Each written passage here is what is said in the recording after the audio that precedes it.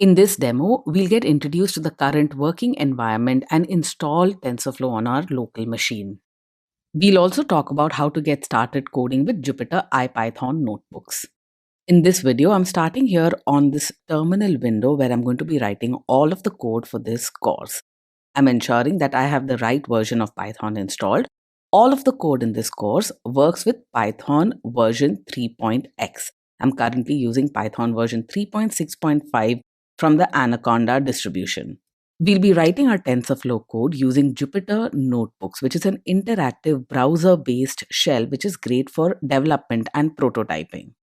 Because I have Python version 3.6, pip comes installed by default with this distribution of Python.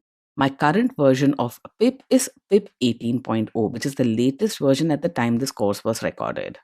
Given that you're starting with this class on TensorFlow, I'm going to assume that you're very comfortable programming in Python and using pip to install your Python packages.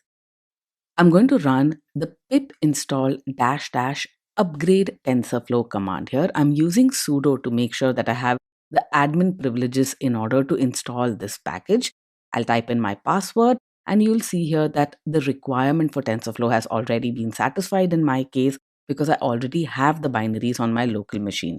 If you do not have TensorFlow installed, and that's likely to be the case, you'll find that this command goes ahead and downloads all of the packages and modules that you need to get started.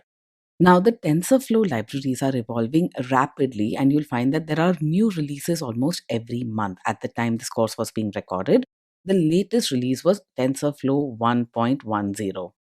All of the code and demos that you see here have been built on this version. If you are on a newer version, you might find that things have maybe improved a little bit, and you can improve your code as well.